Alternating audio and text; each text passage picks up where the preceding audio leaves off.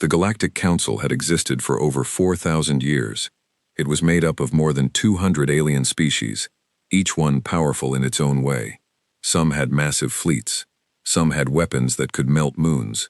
Some had technology so advanced that even the smartest minds in the galaxy could not fully understand it. Together, they ran everything. Trade, laws, borders, wars, all of it was decided by the Council. And then there was Earth. Earth had joined the Council about 60 years ago. It was a small planet, third from a yellow star, in a quiet corner of the Milky Way. When the Council first made contact, they expected to find something impressive.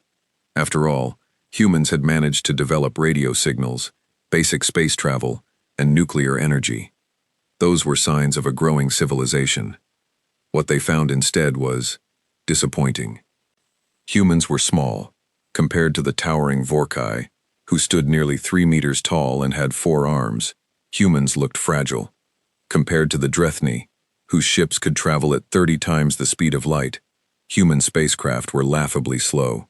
Compared to the Shalith, who had mastered energy weapons centuries ago, human guns seemed like primitive toys.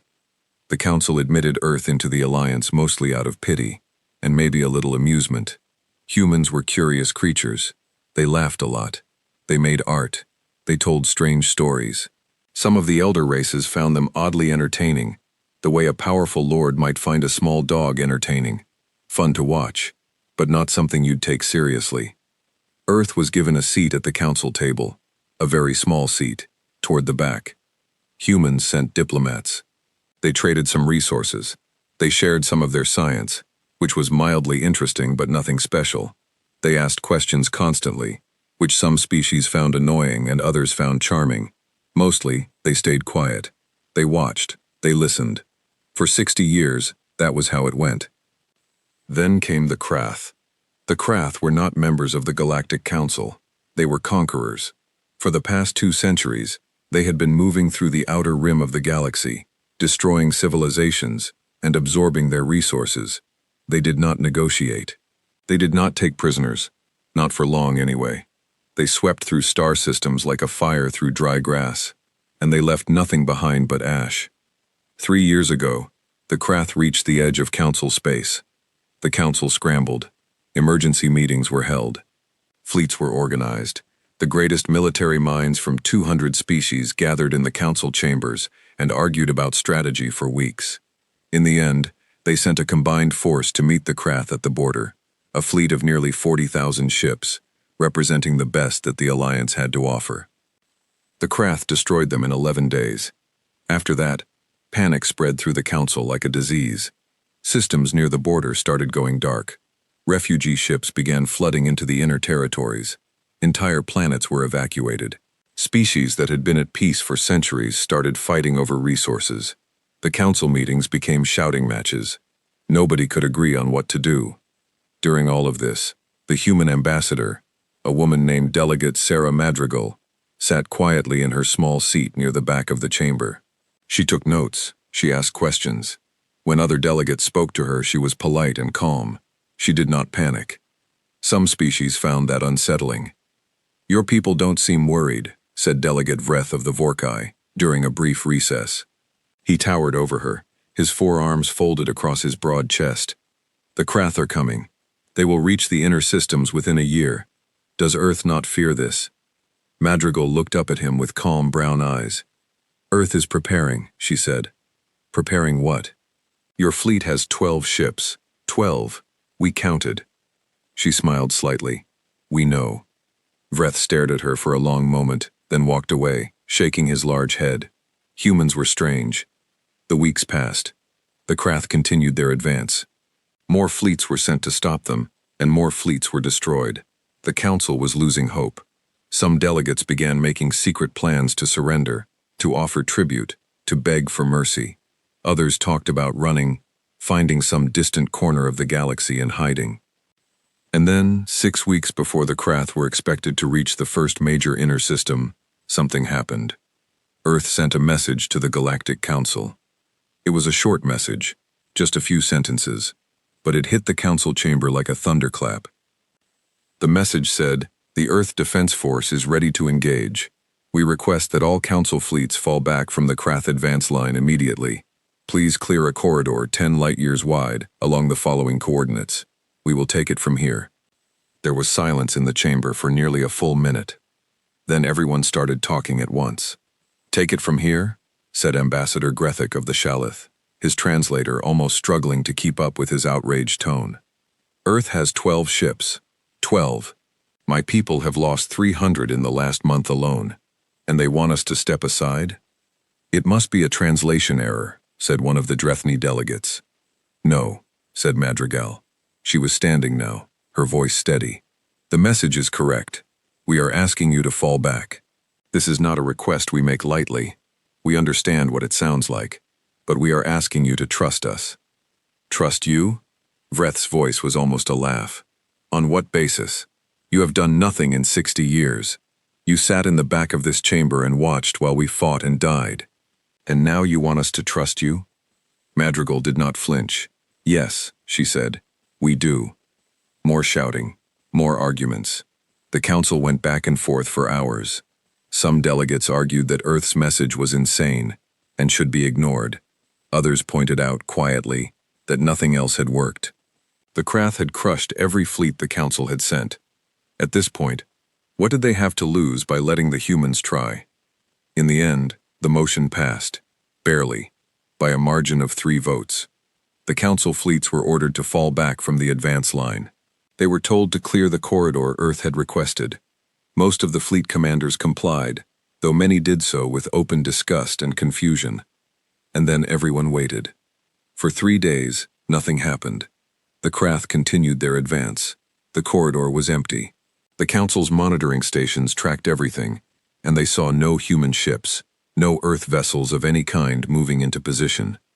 Some delegates began demanding that the order be reversed, that the council fleets return to the line. Madrigal kept telling them to wait. On the 4th day, the monitoring stations near the outer edge of the corridor started picking up something strange. At first, it looked like sensor errors, tiny fluctuations in space, brief readings that appeared and disappeared too fast to track properly.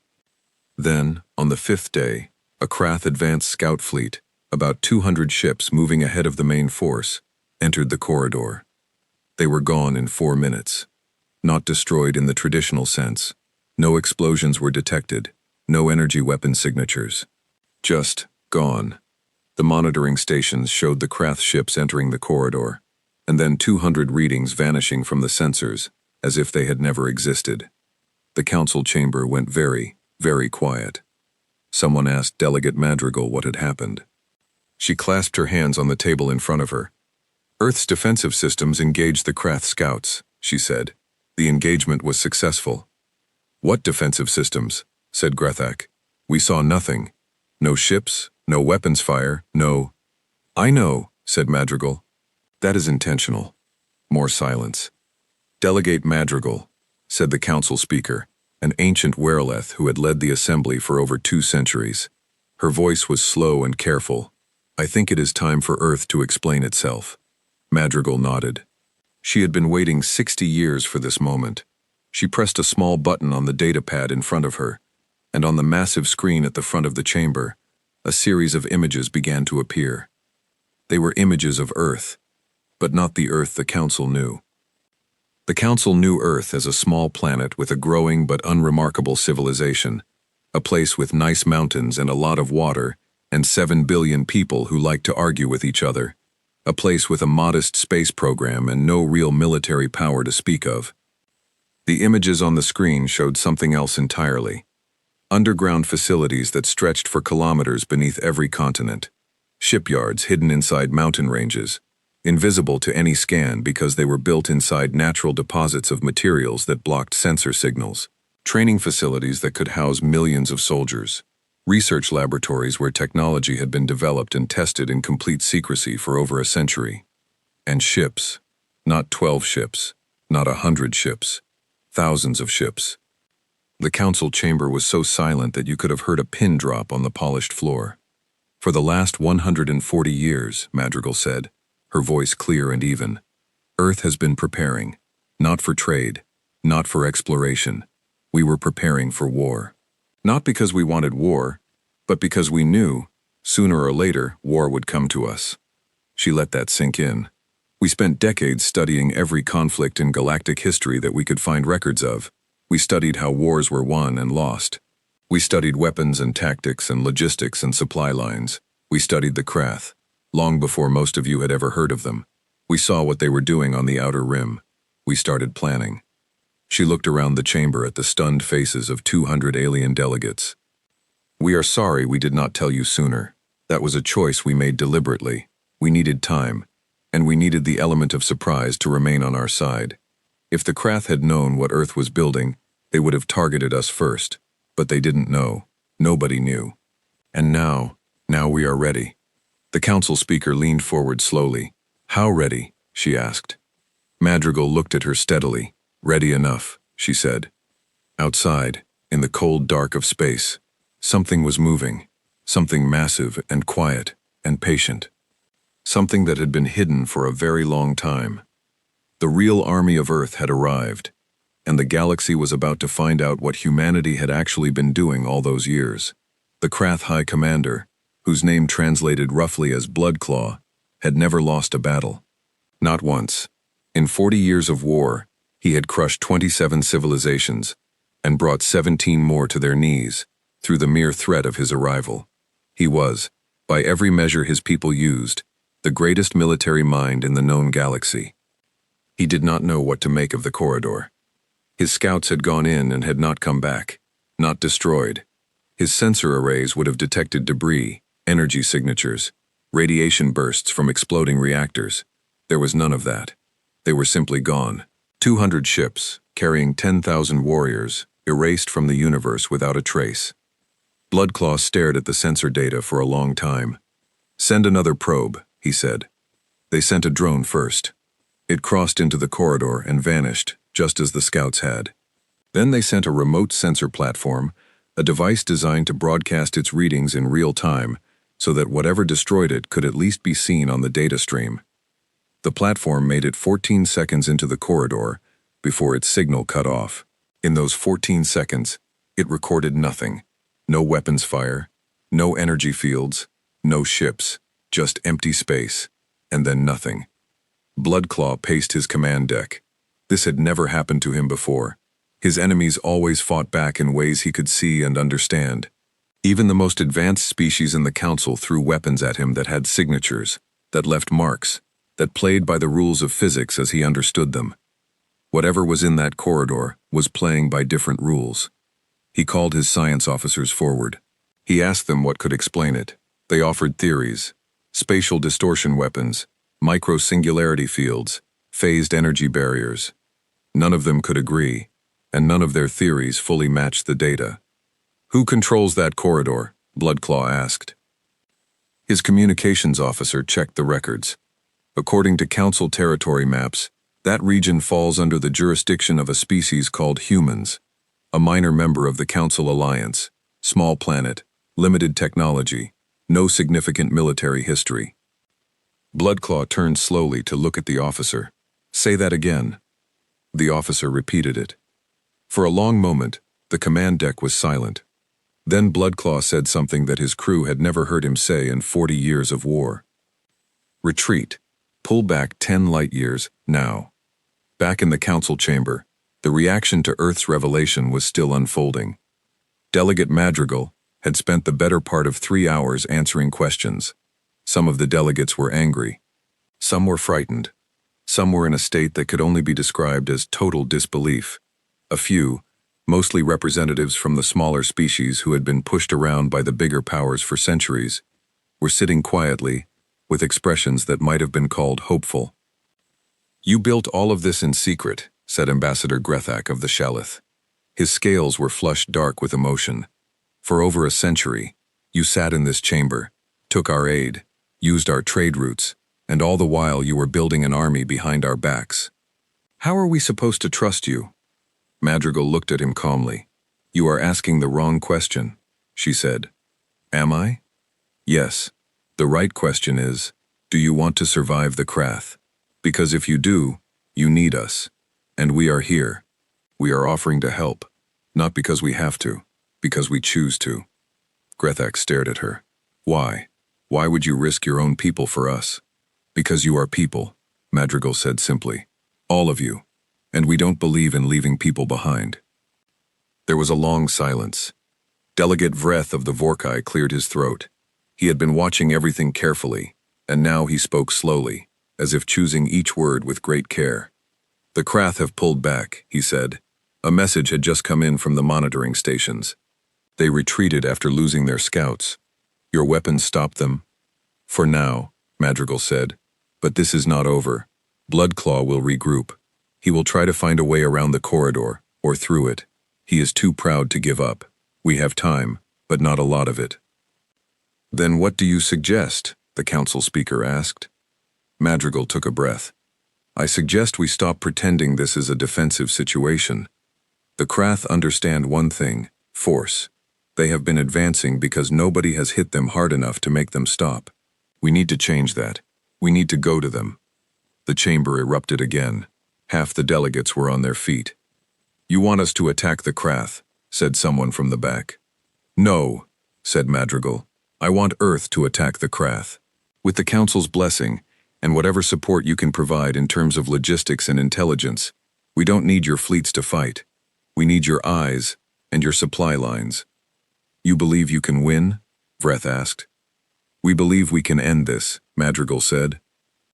On the other side of the galaxy, in a remote and heavily secured facility buried deep beneath the Atacama Desert on Earth, a woman named Admiral Yuna Cho was looking at a holographic map of the Krath advance. She was 63 years old, with short silver hair and sharp dark eyes that never missed anything. She had spent 35 years preparing for exactly this moment. Not theoretically preparing, practically preparing, with real ships and real weapons, and real soldiers who had been training every day for a war that most of the galaxy didn't know was coming. Around her, the command center hummed with quiet efficiency. Hundreds of officers worked at their stations, tracking data, running simulations, communicating with fleet commanders stationed at hidden positions throughout the corridor region. Everyone moved with calm precision. There was no panic here.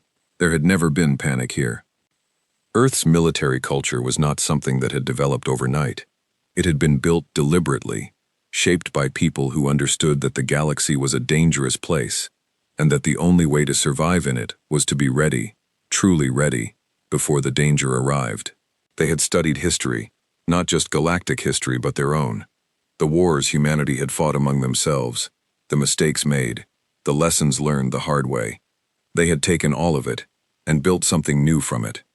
A soldier who never stopped training, a fleet that never stopped improving, a weapons program that operated in total secrecy, testing new technology in the deep asteroid belts where no council sensor could reach. And underneath it all, a simple philosophy: hope for peace, prepare for war. Admiral Cho pulled up the latest data from the corridor. The Krath had retreated, as expected. Bloodclaw was smart. He wouldn't stay rattled for long. He would analyze what little data he had, form new theories, and try again. Cho had studied him for years. She knew how he thought. He'll probe the edges of the corridor next, she said to the officer standing beside her. He wants to map our coverage zone. Don't let him. Any Krath ship that gets within 2 light-years of the corridor boundary, treat it as hostile. Yes, Admiral. She zoomed out on the map, looking at the broader picture. The Krath main fleet was massive, far larger than anything the Council had faced before. But size wasn't everything. Earth had learned that lesson early. 1,000 slow, poorly coordinated ships could be beaten by 100 fast, precisely coordinated ones. The question wasn't numbers. The question was control. And Earth had spent 140 years learning how to control a fight. Begin Phase 2, she said. Across the corridor, in the deep silence of space, Earth's hidden fleet began to move. Not the ships the Council had been shown in the briefing images. Those were real, but they were only part of the picture. The Council had been shown enough to be convinced, not enough to be overwhelmed with information they couldn't process in one sitting. Madrigal had planned the reveal carefully. Trust was built in stages. What was moving now was the forward strike group, 108 vessels, each one unlike anything in the Council's technical databases. They were not large. In fact, by the standards of most galactic militaries, they were quite small. But size, again, was not the point. They moved without engine signatures detectable at standard scanning ranges. They communicated on frequencies that didn't appear on any Council or Krath communication index. Their hulls were coated in materials that scattered most forms of sensor radiation, like water off a leaf. To a conventional sensor array, they were invisible. To each other, they were perfectly visible. The Earth fleet had spent decades developing targeting and communication systems that worked on principles the rest of the galaxy hadn't discovered yet. That was the advantage of secrecy. When you didn't share your research, nobody else could catch up. The forward strike group spread out along the edge of Krath territory. They were not attacking yet. They were listening, mapping, building a picture of the Krath fleet's positions, its patterns, its weak points. Every piece of data was fed back to Admiral Cho's command center. On a normal day, gathering this kind of intelligence could take weeks. Earth ships did it in 11 hours.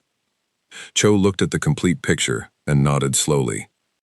"There," she said, pointing to a cluster of readings in the data. "Their command hub. 3 heavy escort ships and a mobile command center. That's where Bloodclaw is." She turned to her staff. Options. They had prepared for this. The options were ready.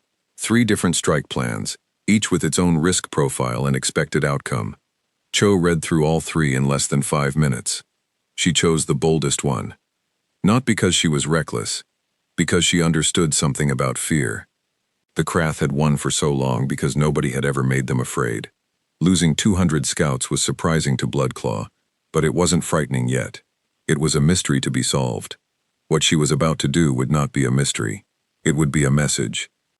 "Execute Strike Plan Gamma," she said. "Tell the forward group they have authorization to engage." The officer at the communications station relayed the order. In the dark of space, the forward strike group received the command. And then they went to work. In the council chamber, Delegate Madrigal was still fielding questions when a message arrived on her datapad. She read it once, then looked up at the assembly. "The Earth Defense Force has begun its offensive operation," she said quietly. The chamber went still. "What does that mean?" a council speaker asked. Madrigal set down her datapad. "It means," she said, "that the Krath are about to learn something important about humans." "What is that?" Vreth asked. She looked at him steadily. "That when we are quiet for a long time, it is not because we are weak." Bloodclaw was not sleeping when the attack happened. He rarely slept for long anyway. Years of war had trained him to rest in short bursts, always with one ear open to the sounds of his ship. So when the alarms went off, he was already moving before the first officer managed to get a warning to his quarters. He reached the command deck in 30 seconds. What he saw on the sensor screens made no sense. His mobile command center, a massive ship, one of the most heavily armored vessels in the entire Krath fleet, was being hit. He could see the damage readings. Hull integrity dropping, secondary systems failing, internal fires in 3 sections. But his sensor arrays showed nothing outside. No ships, no weapon signatures, just empty space, and his ship falling apart around him. "What is attacking us?" he demanded. "Unknown, Commander," said his tactical officer, and the fear in his voice was something Bloodclaw had never heard from him before. "Sensors show nothing. We cannot find the source of the fire." "Then find it!" Bloodclaw roared. The 3 escort ships that surrounded his command center were responding, launching counterfire in every direction, filling space with energy blasts and kinetic rounds in every weapon they had. It looked impressive. It accomplished nothing. Whatever was hitting them, it wasn't where they were shooting. Then one of the escort ships exploded. Not from the outside in, from the inside out. Something had gotten past the hull without triggering any breach alarm and detonated inside. The ship came apart in a silent bloom of fire, there and gone in seconds. Bloodclaw felt something he had not felt in 40 years of war. Fear. "Emergency jump," he commanded. "Get us out of here. Maximum range, any direction." His ship jumped. It took them to a point 12 light-years away, deep in the heart of the Krath fleet's staging area, surrounded by thousands of ships, safety in numbers. Nobody could reach them here. or so Bloodclaw thought. 17 minutes after they arrived, his command center took another hit. This time, he didn't give orders. He just stared at the readings. They had jumped 12 light years. They were surrounded by his own fleet. And somehow, whatever was hunting him had followed, had threaded its way through thousands of Krath ships undetected, and had found him again. For the first time in his long career, Bloodclaw did not know what to do. He sent a message to the human corridor. He had no other choice. "This is High Commander Bloodclaw of the Krath Expansion Fleet. Identify yourself." The reply came back in less than a minute. It was delivered in perfect Krath standard language, without an accent. "This is Admiral Yuna Cho, of the Earth Defense Force. I think we should talk." In the council chamber, news of the attack on the Krath Command Center spread fast. Delegate Madrigal received the full briefing directly from Admiral Cho's command center, via a secure channel, and she shared a condensed version with the council assembly. The reaction was everything from stunned silence to barely contained excitement. "They attacked Bloodclaw directly?" said Delegate Vreth, his forearms unfolding and refolding in what Madrigal had learned was a Vorkai gesture of astonishment. "His command ship is one of the most protected vessels in the known galaxy. Nothing has ever gotten close to it." "Something did," Madrigal said. "How?" said Grethak. His usual hostility had been replaced by something that looked a great deal like awe, though he probably would have denied it. "I am not going to go into technical details," Madrigal said. "Not yet. What matters right now is that Bloodclaw is shaken. He is requesting communication. Admiral Cho is responding. This is the first time the Krath have ever asked to talk during an active campaign." The council speaker leaned forward. "What does Earth hope to achieve from talking to him?" "A chance to offer him a choice," Madrigal said. "The same choice we are hoping to offer the Krath as a whole. Stop the advance. Leave the systems you have taken. Return home. And we will not follow." "And if they refuse?" Vreth asked. Madrigal looked at him steadily. "Then we will not stop." The communication between Admiral Cho and Bloodclaw lasted 4 hours. It was not a friendly conversation. Bloodclaw was not the kind of person who did friendly, but it was honest, which was something Cho respected. He asked direct questions and she gave direct answers. He tried to bluff once, in the middle of the second hour, and she shut it down immediately by having one of her forward strike ships briefly decloak close enough to one of his escort vessels that it showed up on his own sensors before vanishing again. After that, he stopped bluffing. "You have been hiding this capability for how long?" Bloodclaw asked at one point. "Long enough," Choe said. "Why?" "Because we are a careful people. We don't act until we are ready, and we were not ready until now." "And you chose to use what you built to defend others? Species that are not your own?" "Yes." There was a long pause on his end. "I do not understand your people," he said. "Most people don't," Choe said. "That is usually a mistake." Bloodclaw was quiet for a while. Then, "What are your terms?" she told him. "Full cessation of the advance, withdrawal from all occupied systems, no more attacks on Council worlds. The Krath could keep their existing territory, the worlds they had held before this campaign began, but not 1 meter more." "You are not asking us to surrender," Bloodclaw said slowly. "No," Choe said. "We are asking you to stop. There is a difference. The difference being, if you surrender, you lose everything. If you stop, you keep what you had, and you get to go home." Another long silence. "You know I cannot agree to this alone. The Krath Council would have to approve any withdrawal." "I know," Choe said. "I am not asking you to agree today. I am asking you to take the offer back to your people and present it honestly. Can you do that?" "I can," Bloodclaw said slowly. "I make no promises beyond that." "That is enough," Cho said, "for now." While the negotiation was happening, the Earth fleet did not sit still. Admiral Cho had learned long ago that the time when your enemy was distracted and uncertain was the worst time to stop moving. The Forward Strike Group continued its operations, methodically dismantling Krath logistics infrastructure throughout the occupied systems. Supply depots vanished. Communication relays went offline. Fuel processing stations stopped operating. None of it was violent in the traditional sense. Earth strike teams didn't kill Krath soldiers when they could avoid it. They disabled. They disrupted. They made the Krath war machine unable to function without directly engaging their main combat forces. It was, as one of Choe's officers noted, more like surgery than war. The effect on the Krath advance was immediate and severe. Units that had been pushing toward inner council systems suddenly found themselves cut off from supplies and unable to communicate with the main fleet. Commanders who had been driving forward with confidence were now frozen in place, unsure of what was happening, unable to get orders. Without logistics, even the most powerful army stops moving.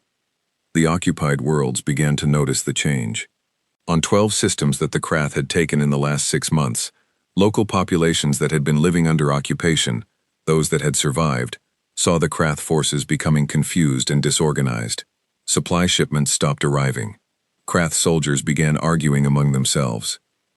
In some places, the Krath simply left, without orders, without supplies, and with strange invisible things destroying their infrastructure. Some of the smaller occupation units made the practical decision to get out while they could. On a small planet called Vithara, in the third occupied system, a group of survivors who had been hiding underground for 4 months emerged to find their town's Krath garrison packing up and moving to the landing pads. The Krath commander, a mid-level officer who had never heard of Earth, was furious and confused, and clearly desperate to get somewhere safe. He didn't even look at the Vetharans watching him go. One of the Vetharan elders, a woman who had lived through the occupation with quiet dignity, watched the last Krath ship lift off, and then looked up at the sky for a long time. Her granddaughter, standing beside her, asked who had done this. The elder didn't know the answer yet, but later, when the council broadcasts reached them again, she would hear the name, Earth. She would not forget it. Back in the council chamber, the mood had shifted dramatically from 3 days ago. The same delegates who had shouted about betrayal and hidden agendas were now watching the situation boards with something close to amazement. The Krath advance had stopped, completely. For the first time in 2 years, the line was holding, and it was holding because of one species that everyone had spent 60 years dismissing. Delegate Grethak approached Madrigal during a recess. He stood beside her for a moment without speaking, looking at the display screens. "I owe you an apology," he said finally. Madrigal shook her head. "You don't. You asked fair questions. I was angry." "You were scared," she said. "Everyone was. That is allowed." Grethak was quiet for a moment. "My people have been in this council for 800 years. We have built things, fought wars, made history, and we missed this. We had no idea what you were doing." "That was the point," Madrigal said gently.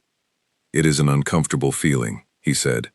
"To realize that a species you thought you understood completely, you did not know at all." Madrigal smiled.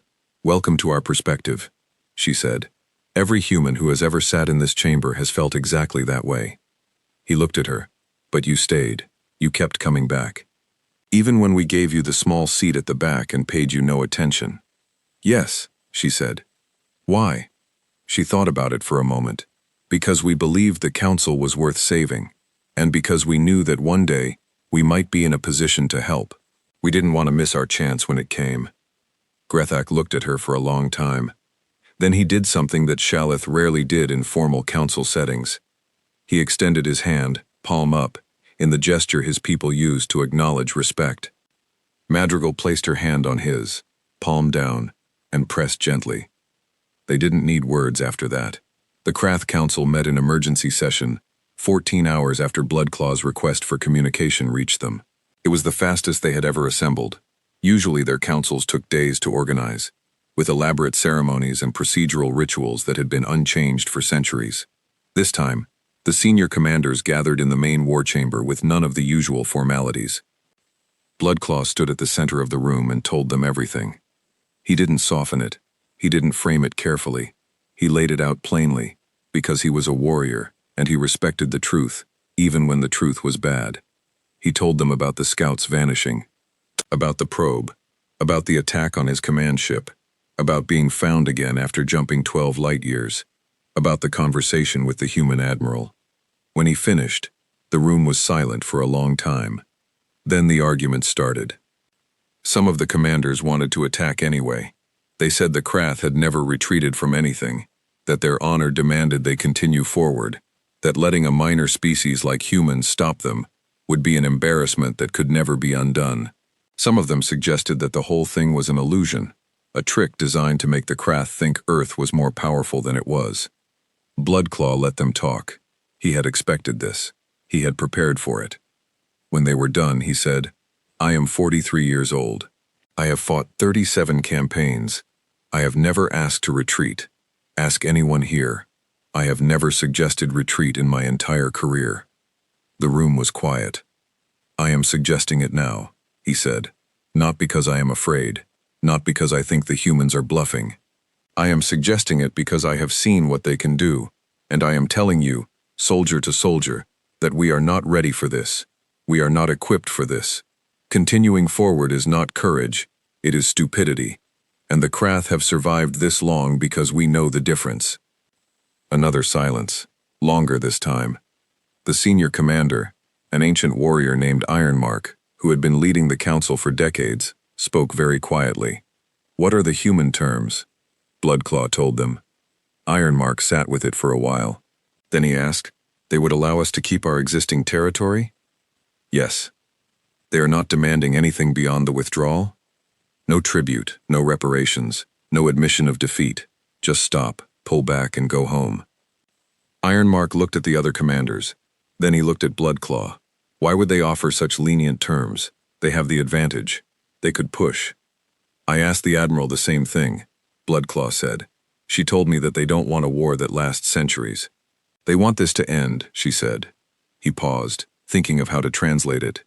"She said they are offering us an exit because they believe we will take it. She said that in her experience, most people, given a real choice, prefer to stop fighting." Ironmark was quiet for a long moment. "Most people," he repeated slowly. "Yes. The old commander leaned back. "These humans, they have studied us." "Extensively," Bloodclaw said. "And they still believe we will accept." "They do." Ironmark looked at the ceiling of the war chamber for a moment. Then he said, "I am going to say something that none of you are going to like." Nobody said anything. They waited. "We should accept." The room exploded. Bloodclaw stood still and let it happen. It took another 6 hours, but in the end, Ironmark prevailed. He was the most respected warrior in Krath history, and when he spoke with full conviction, people listened. He argued that strength was not about never stopping. Strength was about knowing when stopping was the correct tactical decision. He argued that the humans had given them something rare, a way out that didn't destroy them. Only a fool turned that down out of pride. He also said something quieter. Near the end, when the shouting had died down, "I have read the reports from the occupied systems. Our units are losing control. Their logistics are gone. Our soldiers are stranded on alien worlds with no supplies and no orders. If we push forward, we don't win. We just extend the disaster. The humans have already beaten us. They are simply giving us the dignity of admitting it on our own terms." That was the argument that finally closed it. The Krath sent their reply to Admiral Cho 18 hours after Bloodclaw's request. The message was formal, brief, and in perfect galactic standard. The Krath expansion fleet would accept the proposed terms. Withdrawal would begin within 48 hours. All advance units would be recalled. Occupied systems would be vacated. When Cho read the message, she was alone in her private office beneath the desert. She read it twice. Then she leaned back in her chair, closed her eyes, and let out a very long, slow breath. She sat like that for almost a full minute. Then she opened her eyes, sat forward, and got back to work. There was a withdrawal to monitor and a great deal of verification to do before she could declare anything officially over. In the council chamber, when Delegate Madrigal announced the Krath reply, the reaction was unlike anything the Assembly had seen in its 4,000 years of existence. Species that had been enemies for centuries were embracing each other. Delegates who had argued and shouted for weeks were suddenly finding things to celebrate together. The ancient Uraleth council speaker, who had maintained her careful, composed demeanor through every crisis of the past 200 years, actually pressed her long fingers to her face and made a soft sound that her species made only in moments of deep emotional relief. Even Grethak, who had spent most of the last week glaring at Madrigal, reached over and put a hand briefly on her shoulder before catching himself and pretending he hadn't done it. Madrigal noticed. She said nothing, but she was smiling. The next days were a careful and tense verification process. Earth's forward strike group tracked every Krath withdrawal movement, confirming that units were actually pulling back and not repositioning for another advance. They monitored fuel consumption, engine signatures, fleet movements. They talked to scouts on dozens of planets to confirm the Krath were actually leaving. They were, slowly, and in some places reluctantly, but they were going. On the occupied worlds, the return of freedom was not always smooth. Some Krath units left in good order. Others were chaotic, disorganized, leaving behind damaged infrastructure and confused populations. A few isolated skirmishes broke out, where local resistance groups confronted leaving Krath soldiers, and Earth's intervention forces had to step in 3 times to prevent things from escalating. They did it without firing a single shot. That detail circulated through the galaxy quickly. Stories began coming in from the occupied worlds. Stories of strange ships that appeared from nowhere, placed themselves between armed groups, and somehow made everyone calm down. Of human soldiers who spoke to both sides without judgment. Of a presence that was clearly powerful but somehow never felt threatening. The stories were confusing to some species. The Vorkai, for example, had a long military tradition, in which peacekeeping was done by showing overwhelming force. You deterred conflict by making clear you could win. The idea of deterring conflict by being non-threatening was philosophically foreign to them. Delegate Vreth asked Madrigal about it. "Our soldiers are trained to de-escalate first," she said. "Violence is always available as a last resort, but last resort means last. You try everything else first." "That requires tremendous restraint," Vreth said. "It requires practice," Madrigal said. "We've had a lot of practice. Among ourselves, before we ever got to the stars." Vreth thought about that. Humans had a long history of conflict with each other. That much was in the Council archives. But somehow they had taken that history and turned it into something useful. Lessons, techniques, a deep understanding of what made violence escalate and what made it stop. "Your people are strange," he said, but this time it didn't sound like an insult. Madrigal laughed. It was a sound that Vreth had not heard much during the crisis, and it was good to hear it. "We know," she said. On the 16th day of the withdrawal, the last major Krath fleet element crossed back over the pre-campaign border. Admiral Cho received the confirmation reading, verified it against 3 independent data sources, and then officially declared the Krath withdrawal complete. She sent a brief message to Delegate Madrigal. "It's done." Madrigal read the message in the council chamber and announced it to the assembly. The silence that followed was different from all the other silences of the last 2 weeks. It was the silence of people who had been holding their breath for a very long time and had finally, carefully, let it out. Then the council chamber erupted in something that might generously be called celebration, expressed in the wildly different ways that 200 alien species expressed joy. There was sound and movement and color, and at least one species that communicated happiness through rapid color changes in their skin, so the chamber briefly looked like it was full of small living fireworks. Madrigal stood at her small seat near the back of the chamber and watched all of it with a quiet smile. Someone tapped her shoulder. She turned to find the council speaker standing beside her. The ancient Uraleth rarely left her elevated seat to come to the floor, and Madrigal was surprised. "Walk with me," the speaker said. They moved to a quieter corner of the chamber, away from the celebration. "I want to ask you something," the speaker said, privately. "Of course," Madrigal said. "Your people built all of this in secret. The weapons, the ships, the technology. For over a century, without telling anyone, not even the species you were allied with." "Yes. And now you have used it to save those same species." "We tried to," Madrigal said. The speaker looked at her carefully. "I am not criticizing. I am asking. Because I have led this council for 200 years. I have seen many things, but I have never seen a species do what Earth just did." She paused. "Most species, when they develop a significant military advantage, use it to expand their power, to take territory.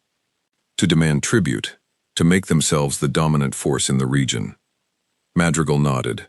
We know. We studied that pattern a great deal. And you chose not to follow it. We chose not to follow it, Madrigal confirmed. Why? Madrigal thought about the answer for a moment, not because she didn't know it. She had always known it, but because she wanted to say it right. Because we remember what it felt like to be afraid, she said at last. All those years, sitting in the small seat at the back, watching the big powers move and decide and fight, not being heard, not being taken seriously, hoping nothing too terrible would happen before we were ready. We remember that feeling very well. She looked at the speaker. We would not wish it on anyone else, and we would not be the ones to cause it. The speaker was quiet for a very long time. Earth, she said finally, has earned a different seat at this table. Madrigal shook her head gently. We didn't do this for a seat, speaker. We did it because it was right. The old Drealith looked at her for a moment longer. Then she did something that surprised Madrigal completely. She smiled. It was a small expression, barely visible, but it was real. I know, the speaker said. That is exactly why you should have it. The months that followed the Krath withdrawal were strange and new for everyone. The galaxy had faced existential threats before. Wars had been fought, civilizations had risen and fallen, empires had come apart and been rebuilt. The Galactic Council had survived crises that people thought would be the end of everything, but it had never survived one in quite this way.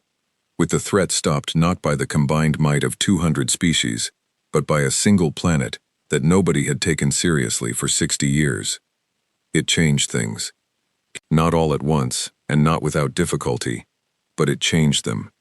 The first thing that changed was how people talked about Earth.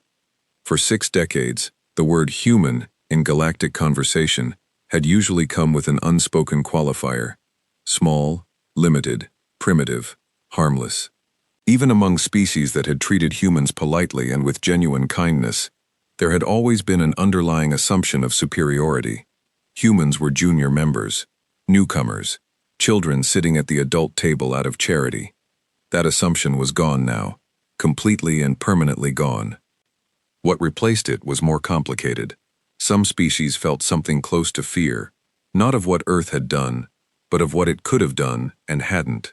The realization that for 60 years, Earth had been quietly holding a hand of cards that could have dominated the Council, and had simply not played them. That kind of restraint was unfamiliar.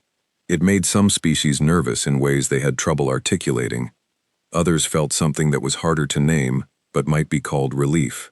The galaxy had a new power, but the new power had shown in the most unambiguous possible way that it wasn't interested in conquest. That was not a small thing. Not every species that achieved military dominance chose to use it gently. Most didn't. The fact that Earth had was noted, and remembered, and talked about in council corridors for months afterward. For the humans themselves, the change was both satisfying and exhausting. Delegate Madrigal spent the months after the Krath withdrawal in nearly constant meetings. Every species in the council wanted to talk to her. Some wanted formal alliances. Some wanted to renegotiate old trade agreements from a position of newfound respect. Some wanted to apologize for how they had treated human delegates over the years. Some just wanted to understand. She handled all of it with the same patience she had always had. She accepted the apologies graciously. She navigated the alliance requests carefully. She kept reminding everyone that Earth's goal was not dominance but stability, a galaxy where everyone had enough security to grow. It was more work than the crisis itself had been, but it was better work. Admiral Cho, meanwhile, had her own challenges. The Earth Defense Force was no longer a secret. That meant it was no longer protected by secrecy. The same capabilities that had stopped the Krath were now the subject of intense curiosity from Council species, and managing what information could be shared, and what absolutely could not, was a full-time job for half her staff. She established a small liaison office to handle Council inquiries. It was staffed by officers who were very good at saying a lot, while actually revealing very little. They shared enough to maintain trust, kept enough to maintain security. It was a delicate balance, and Cho checked on it personally every week. She also began the slow, careful process of standing down some of the most extreme secrecy protocols that Earth's military had operated under for a century. Some of it could be relaxed now, some of it never could be. The art was knowing the difference. 3 months after the withdrawal, she got an unexpected request. Bloodclaw wanted to talk again. She accepted the communication. He appeared on her screen looking less like the feared conqueror he was known to be, and more like a soldier who had done a great deal of thinking. "I have a question for you," he said without preamble.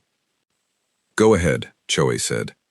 "During the campaign, your forces disabled our logistics systems across 40 systems. They did it without losing a single ship, without triggering a single one of our defensive perimeters, and without our sensor arrays detecting them until after they were gone." He paused. "I have had the best analysts in the Krath military reviewing the data for 3 months. We have no satisfactory explanation for how that was done." "I know," Choe said. "You are not going to explain it." "No." He accepted that with a small nod. "Then I will ask you something different. How long did it take you to develop that capability?" "Decades," Choe said, "which is part of why I'm not going to tell you how it works. Because you do not trust us. Because trust is built over time," Choe said. "And we have known each other for about 4 months." Bloodclaw was quiet for a moment. Then he said, "Ironmark asked me to deliver a message to you. He said that in 40 years of war, the Krath have never been stopped. He said that he spent 2 weeks after the withdrawal trying to be angry about it. He could not maintain the anger." A pause. "He asked me to tell you that he considers what happened an honorable outcome. He does not say that about enemies. He has never said it about an enemy before." Cho received that in silence. Then she said, "Tell him the feeling is mutual." "I will," Bloodclaw said. He hesitated. "One more thing. The Krath Council has been discussing the terms of the withdrawal. Some of my people are arguing that accepting those terms was a mistake, that we should have continued." "Some of your people will always argue that," Choe said. "Yes, but I want you to understand. The majority are not arguing it. The majority believe we made the correct decision." He looked at her steadily. "I do not entirely understand your people, but I believe you meant what you said, that you were not trying to destroy us, that you genuinely only wanted us to stop." "We did," Choe said. "Then I will tell you honestly, the Krath respect genuine strength, and we respect honest dealing even more. You showed us both." He paused. "That is not an alliance. It is not a friendship, but it is something. I do not know your word for it." Choe thought about it. "Respect between people who were enemies," she said. "We call it a beginning." Bloodclaw considered that. "A beginning," he said. "Yes, perhaps." The formal ceremony recognizing Earth's new status in the Galactic Council took place 4 months after the Krath withdrawal. It was held in the main chamber, which had been carefully prepared for the occasion. Representatives from all 212 member species were present. Some had traveled very far to be there in person, rather than attending remotely. That was unusual. It said something about how seriously the galaxy was taking this moment. The new seat had been placed at the center of the front row, not because Earth had demanded it, not because anyone had been pressured. The council speaker had proposed it, and the vote had been unanimous. Even Grethak of the Shalith, who had been perhaps the most skeptical voice in the chamber throughout the crisis, voted yes without hesitation. Delegate Madrigal walked to the seat slowly, aware of the weight of the moment. She sat down, looked around the chamber at 200 species watching her, and felt the strange, deep significance of it. She thought about all the human delegates who had come before her, the ones who had sat in the small seat at the back and listened carefully, and taken notes, and been patient when patience was hard, the ones who had felt the casual dismissal of species who thought Earth was nothing to worry about, the ones who had gone home at the end of long, thankless council sessions and kept believing that one day it would matter. It mattered now. She thought about the people who had built the fleet, the engineers who had worked in secret for decades, in underground facilities and hidden asteroid stations, building ships and weapons and systems that the galaxy never knew existed, the soldiers who had trained every day for a war they hoped would never come, but prepared for, as if it certainly would. The researchers who had pushed Earth's technology forward in complete silence, sharing nothing, keeping faith with a plan that had begun before most of them were born. She thought about Admiral Cho, somewhere beneath the Atacama Desert, still working, still watching, still making sure the galaxy was safe, even when nobody was looking. The council speaker rose to begin the ceremony. "It has been the tradition of this council," the speaker said, her ancient voice carrying clearly through the chamber, "to recognize the contributions of member species at moments when those contributions have been exceptional. Today we recognize Earth, not only for what they did in the recent crisis, but for what their example teaches us." She looked around the chamber.